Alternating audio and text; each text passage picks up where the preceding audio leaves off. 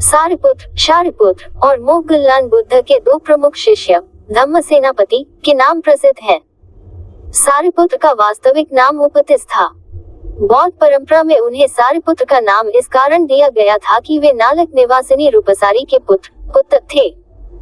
उनका दृढ़ संकल्प बौद्ध इतिहास में विशेष तौर पर उल्लेखनीय है। गौतम बुद्ध के पुत्र राहल की उपसंपदा दीक्षा भी उनके द्वारा की गई थी।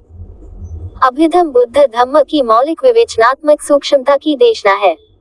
इसे धरती पर सुनने वाले सबसे पहले मानव सारिपुत्र थे और समस्त मानव जाति में वे अकेले व्यक्ति थे जिसे बुद्ध के मुख से सीधी सुनने का गौरव भी प्राप्त है। इस प्रकार हम देखते हैं कि सीधी सुनने का गौरव भी प्राप्त है। धरती पर अभिधम्म की ज्योति जलाने वाले पहले आचार्य सारिपुत्र थे जिन्होंने गुरु शिष्य परंपरा द्वारा समस्त विश्व को अभिधम्म का अनुपम उपहार दिया। परंपरा के अनुसार उन्होंने सर्वप्रथम भद्दजी को अभिधम्म की शिक्षा दी जिसने कालांतर में शोभित पेयजी आदि के माध्यम से अशोक पुत्र महेंद्र इत्य संबल पंडित एवं भद्दनाम के माध्यम से श्रीलंका को आलोकित किया।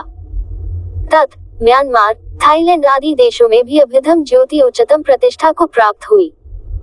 इस शिक्षा का वहाँ वही स्थान है जो इस्लामिक देशों में कुरान शरीफ का, ईसाइयों में बाइबल का और हिंदुओं में ऋग्वेद का है।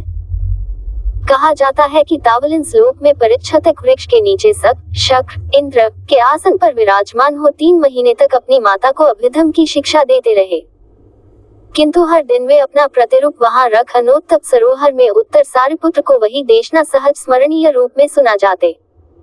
सारिपुत्र फिर उन्हीं देशनाओं का संगमन अपने 500 शिष्यों के साथ करते थे। 3 मास में जैसे ही बुद्ध ने अभिधम्म की शिक्षा तावलिन स्वर्णोदय पर पूरी की तो पृथ्वी पर भी अभिधम्म की 7 पुस्तकें तैयार हो गई तथा तभी से अभिधम्म संगमन परंपरा द्वारा विश्व में जीवित रही। सारिपुत्र के विषय में एक और कथा प्रचलित है कि एक बार वे एक चांदनी रात में किसी खुले मैदान में समाधिस्थ थे तो उनके ऊपर से एक उड़ता हुआ यक्ष जा रहा था।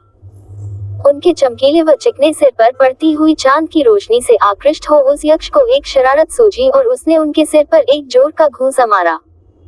कहा जाता है कि वह घूंसा इतना शक्तिशाली था कि उससे एक पर्वत भी ध्वस्त हो सकता था, किंतु सारिपुत्र की समाधि पर उस घूंसे का कोई प्रभाव नहीं पड़ा। हाँ, जब वे समाधि से उठे तो उन्होंने अपने सिर पर थोड़ी पीड़ा अवश्य अनुभव की।